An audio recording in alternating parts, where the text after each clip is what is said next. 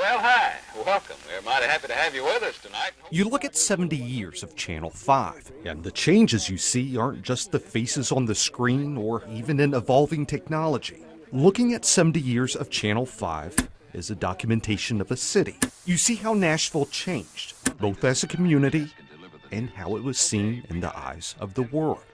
And so, in taking a journey through decades of station history, we have been going through the tape archive, old promotional photo shoots.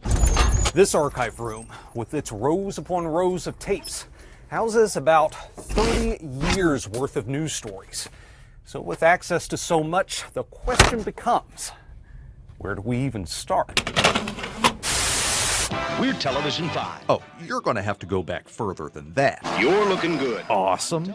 But before that, The Eyewitness News Team. before Bring It All Home to You, before the station was even known as WTVF, it was called WLAC. Now, we're going earlier than this too, but hold on. This is an important clip for two people you see in it. To find out if the concept and design really works, let's ask Chris Clark. Chris Clark. Chris Clark. Chris Clark. Chris Clark. I'm Chris Clark. I was impressed with the management and the people at Channel 5. And interviewing Chris Clark in this clip is Bill J. Bill J's son is Buddy Bumpus. He just came off as a real affable, fun-loving guy. He was a professional in every sense of the word. 1954, there are more than 100 TV stations showing up across the country this year alone. In fact, at the start of 1954, there are already 2 TV stations in Nashville. People across the country are not only getting used to the idea of having local television, they're also finding options. Being the third station to go on the air was the first station with maximum tower height and maximum power, which meant people in northern Tennessee and southern Kentucky, we became their first TV station. A letter was mailed out. For immediate release, WLAC TV schedules regular broadcast on Channel 5, Friday, August 6th, 1954. The business offices and studio was located next to the L&C Tower. It was technically called the L&C Annex. It was 1956 when Bill J arrived. And I think it was called the Big News back then. But he was very devoted to his family. He'd do the 10 o'clock news, and Mother would tell stories of constantly having to wipe the TV set clean from her 3 children kissing their daddy goodnight. Now, this was a different time. In pioneering days of local television, a news anchor wasn't limited to one thing, and Bill certainly wasn't. It was the Popeye show. He was Captain Bill. There we are. Look at that. Woods and Waters was an outdoors TV show that he started. Dad's on the left, and the gentleman on the right is Bill Clay. He was Father's co-host for many, many years. All sorts of shows were being created by WLAC. And don't forget, the network service didn't start till prime time. There was nothing else to do. Just fun, shoot by the hip. Here's a great idea, let's try it. In a cramped little studio, not very clean. The whole building was very small. It was kind of dark and musty. You were just close to everybody, and that made for some kind of camaraderie. Cameras are now breaking for another rehearsal in their tight afternoon schedule. Cartoon Carnival. They went into puppet shows because they were cheap. You could do them fast, easy. It may look as if we've gone on location, but through the wonders of rear screen projection, we've just moved to the other end of the studio. An early tour video of the original WLAC caught my eye. Now in progress is an on-camera rehearsal for one of our more popular daytime programs, Southern Cooking. It features Nashville's leading cateress, Eudora Boxley. Every day, Monday through Friday, Eudora gives out with famous old Southern recipes. I wanted to know more about Eudora Boxley. What's her story? And luckily, That's at downtown Nashville. there was someone out there happy to tell me about her. Waddell Frierson. I'm the only one that's still living down the New Round. I was a grandson, and she raised me. Waddell shares around the 50s and 60s, his grandmother had a catering business run out of her home, once here in this stretch of Jefferson Street. It was all black business. She could cook anything. And she did, serving people in the neighborhood and the artists playing nightclubs a few doors down. That domino would sit in the swing. We had a swing in the front yard. He would sit in the swing and singing to us. Eudora's cooking was becoming known far beyond the black community of Nashville. I remember the first time I went to Bear Meat. I said, these people got the restroom inside the house. It was Eudora's strong reputation that led to her own show on WLAC. It was being broadcast out of that annex to the LNC Tower, though actually in Eudora's earliest years at the station, the tower was still being built. Just as the skyline was changing, the state was changing. Beginning in 1956, Tennessee was seeing protests over integration attempts of schools. I think they'll get in here, but I don't know how long they'll live after they do get in here. They cannot keep the police out here always. I don't think they got any business in here to start with. There was an unsolved series of bombings surrounding places and figures involved in desegregation efforts. 1960 saw the Nashville sit-ins, efforts to end racial segregation at lunch counters. It was during this era Waddell was proudly driving his grandmother through downtown Nashville to get her to WLAC, a black woman with her own show on Nashville TV. We would all get around TV and watch him. About 20 years ago, Channel 5 employee Ann Rice wrote to Waddell's family about her memories of Eudora. Everything she did on air, she did live and easily. If she dropped an egg, she would laugh and go on. This talented lady was a joy to be with. Eudora ended her savory dishes with the advice, be sure to add just a few grains of red pepper. Sometimes we used to cry because we know she was the only black person we had seen on TV. And then sometimes we rejoiced. It was emotional. Eudora was diabetic, and problems with her health ended her trips to go live on Southern Cooking. This is the last picture of her before she passed away. I loved her very much. She loved me, and she was the best thing that ever happened to me. And so we end a remembrance of Eudora Boxley with the same advice. She ended those savory dishes. Be sure to add just a few grains of red pepper. One thing to sit behind a desk and deliver the news. One thing to sit behind a desk and deliver the news. When Atlanta news anchor Chris Clark arrived for an interview in 1966, he was partly drawn to what was on WLAC's air. They had a weather radar. Now here's Bob Lobertini at the Channel 5 Electronic Weather Central. Very pleasant good afternoon, everyone. And beyond this, Chris was impressed with a show already on the station's air, something that at the time felt revolutionary. Having black musicians, for instance, play on television in Nashville, unheard of. Nobody had ever done it. We did it. You're 85, Jimmy? Yeah. 85 and counting. In rehearsal for another gig in an exceptionally long career. I don't want to slow down. Jimmy Church says his life has taught him something with total certainty. Gonna have to put your flat feet on the ground. Music is something that really doesn't have color. It's a feel. It gives a message to reach the people down in the gutter or the people up in the presidency. Music, it connects.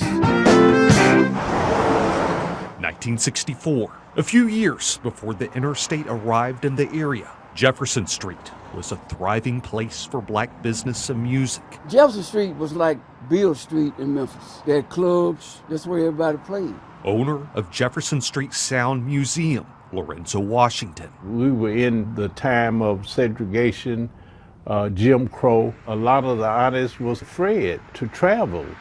For those who did, a green book was still necessary, a listing of safe places for black travelers to stay and eat. You know what to do and you know what not to do. And into that steps a Nashville radio DJ, Noble Blackwell.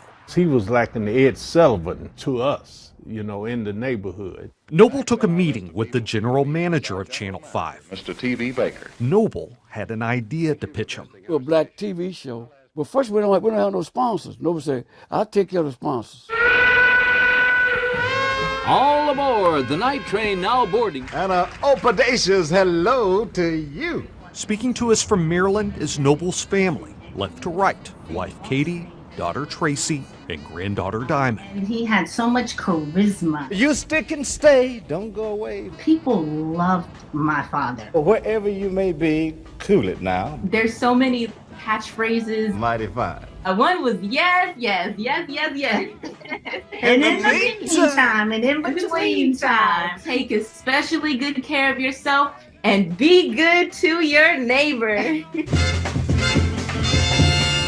Major artists visiting the city would make an appearance on Night Train. James Brown, Gladys Knight, B.B. King, Little Richard, Otis Redding. And beyond that, the international syndication was an unparalleled showcase for all those Jefferson Street acts. Here is Jimmy Church, including Jimmy. I was excited. You know, TV show, it just opened the doors.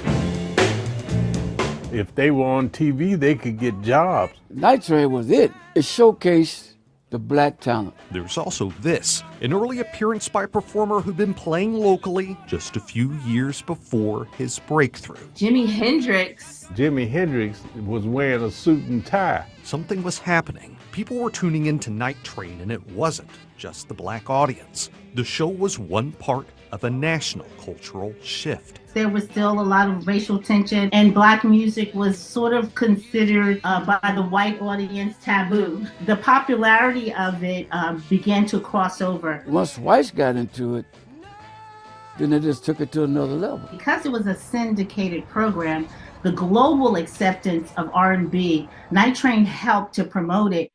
Night Train ended in 1967. Noble went on to a long career in broadcasting.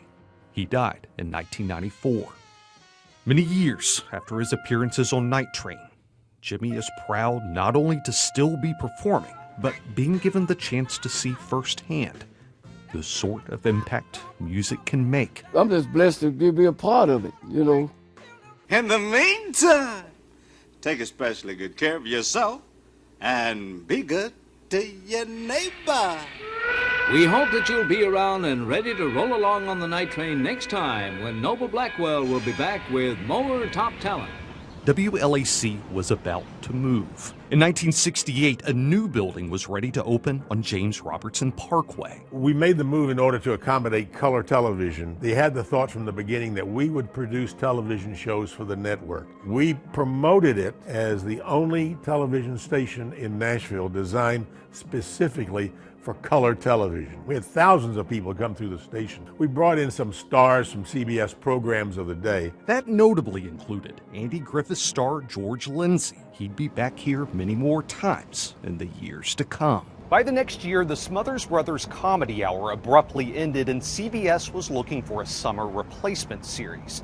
They now had this building as an option, and they wanted something in the style of Laugh-In, but with a somewhat different flavor. The pitch was a show with rural charm. Might need a barn, might need a field, maybe a truck stop. Lulu, you're looking like a star in those sunglasses. Lulu Roman's home tells a story about a show and a group of people she was proud to join. I used to be the comedian in the strip joints in Dallas, Texas. I had to learn how to conduct myself. But friend, musician Buck Owens recommended Lulu for one of the roles this new show was looking to fill. One boy next door, one fat dumb man and one fat dumb woman. Buck said, I got your girl. She's in Dallas. Welcome to Hee Haw!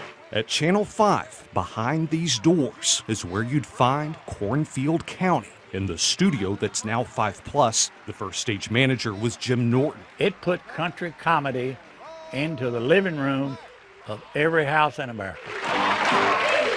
The boom mic operator was Glenn True. Right behind me here is the very one that I used on the Hee Haw show. First time she met Carol Burnett, Lulu did that. She said, shut your mouth, child. You're fixing to be one of us. And sure enough, the success wasn't just in rural areas, it was famously popular in major cities. Our biggest audience was New York, wasn't it? At Channel 5, it was never lip sync. It was all live music. You did it live, or you didn't do it. And Beauregard Jr. Circle around and do-si-do. Hee Haw's here with another show. All the gangs picking in the grand. With prettier songs and prettier women. The camaraderie was real, and audiences felt it. What you saw in that little tube in your living room was what was going on in the studio. This is the Hee Haw softball team. This is the first game ever played at Greer Stadium. The famous Grand Ole Opry. By the time Hee Haw arrived, the Grand Ole Opry had been around for more than 40 years, roughly 25 of them here at the Ryman. From this sprang the country music industry and the Nashville sound, which has made the city one of the leading recording centers of the nation. That was a vital show for Nashville, and so was Hee Haw. It really exposed country music and Nashville to the world. You know what, Charlie? My wife, she looked the same way she did 20 years ago. Sad, ain't it? How would you describe the comedy on Hee Haw? Corny. Punchlines you could see coming a mile away. But we all laughed anyway. And everyone on set was welcome to give ideas. I called her the truck slug. George, do you dress in the dark? It's called Wash and Wear. Hee Haw was shot here at Channel 5 until the early 80s when it moved to Opryland. It ended its run in 1993, more than 650 episodes. Lulu's been open about her journey overcoming substance abuse during the years of the show. After I gave my heart to Jesus, the Lord kind of started working on me and I guess molding me and making me to quite a different person than I was when I first started. Hee Haw spans Lulu's journey. She was genuine. Exactly like you saw her on the show. She had a heart big as all outdoors. I was so excited to get to be a part of it and to get to do it and to get to meet all these neat people. It was my family. I loved every second of it. I did. It's very precious that people still remember it. That's rich. It is.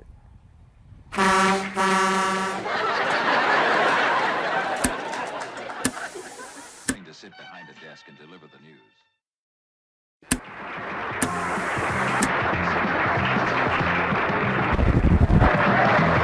In that new studio, the crew at WLAC began producing all sorts of projects, music videos and commercials. And it swings by itself. We sell more of them and at a lower price than practically anyone in the nation. Photographic imports. There's this one, a surprisingly artful ad for low-fat milk. What can we say? It was the 70s. And it was around this time someone arrived for a Nashville visit. That visit's linked to some of the most personal work Chris ever did. You know, Jerry Lewis is not only a comedian, a writer, a producer, and a film director. He's a man with a cause. In 1972, the year before Jerry Lewis made this visit, Channel 5 had become part of Jerry's yearly telethons benefiting the Muscular Dystrophy Association. The segments in the Nashville market had gone staggeringly well, and Jerry was here to speak to the state legislature about it. I'm delighted to be able to tell you some things that you didn't even know, that were it not for Nashville, Tennessee, on September the 5th of last year, we might have had about $1.5 million less. And so began a long partnership. So if you're around here, you'll tune it in. It's number 5. How could you miss it? For years, the telethons would include segments live in Nashville, hosted by Chris. And as the phones ring, the lights in the wheelchair go out. And these were long productions. We go for 20 hours until I go into cardiac arrest. I've had a lot of requests to show my shoes because these people have been giving me a hard time. With the pull local TV had built by this point, there was a lot of good that could be done for charitable causes. And over the years, this work felt more and more meaningful for Chris. He was sharing stories of local families affected by the disease. My son has Duchenne muscular dystrophy. That is a tug of war at this point. The patient is in the middle. Muscular dystrophy is at one end of the rope. We, the parents, are at the other end of the rope. And Chris was sharing the stories of local people joining that fight. Oh, I've called most of my friends and everybody's making contributions. There was Ann Scalar. She'd heard that for every $200 raised, 7-Eleven was donating a bicycle. I donated these bicycles to the Tennessee Baptist Children's Home. I've already raised enough money to get 5. That people would take on major goals by themselves. It was beautiful. You'll notice Chris is dressed differently here than earlier. He's kept in the background and like directing a great orchestra. It's because when I had this visit with him, he was remembering former station general manager Harold Crump. Harold had just died. Harold had a good friend whose son had muscular dystrophy. He was key in getting his station involved in the telethon. And through the telethon, Chris learned about a place where he would start volunteering. It's a summer camp for these kids, just like a summer camp is for any kid. They're away from their parents. They get to be like any normal kid. 1 counselor per child. They were so sweet. And I knew what their future was going to be. And I had to help. And Harold felt the same way. And to this day, it just touches me in a way that nothing else has. They were just great kids. They were my kids, too. The world never sees us in a better light than when we pull together. Thank you so much for helping me help Jerry's kids. In 1974, WLAC introduced a news anchor named Oprah Winfrey. Bill knew this was someone special. He said that Oprah Winfrey, you watch it. The president is expected to arrive here at the National Guard hangar. She's going someplace. The television station was sold. We got it. 10-4. We went to WTVF, Television 5. There was a lot of concern among the rank and file that we couldn't keep the LAC, but WTVF caught on just fine. We still bring it all home to you. We get to 1984. What was on TV back then? Magnum P.I., Cagney and Lacey, Scarecrow and Mrs. King. And during all this, Channel 5 was just about to introduce something new to the schedule. Something new in the morning. A lot of the pure fun at the station has been on Talk of the Town. Ready? Look at that. Good. It's been wild. It's been adventurous. Landing safe and sound was the greatest experience I had all day. And it has a proven longevity. Still on the air more than 40 years since it launched. And there are the enduring moments. Like that time a buffalo went on the studio floor. He's going to the bathroom again. We're not going to re-air that footage, but you can use your imagination what it was like. Over 70 years, a whole lot of familiar faces have come into our lives. And over 70 years, some familiar faces have left us. What do you hope people will remember about your dad more than anything? That he really cared. There he is. People have talked about what contribution that he made. Father said, I hadn't made a contribution. I've received a contribution. And I think he truly believed that. A lot of stories in the 70-year history of a place. But luckily, those stories have always been in good hands with the storytellers who lived it. Storytellers including Buddy, Waddell, Jimmy, Lulu, and Chris. In the meantime, For the very best in television enjoyment, It's number 5. How could you miss it? just look! got some things that will be of interest to you. On Television 5. Television 5. Television 5. Television 5. That's Television 5. One thing to sit behind a desk and deliver the news.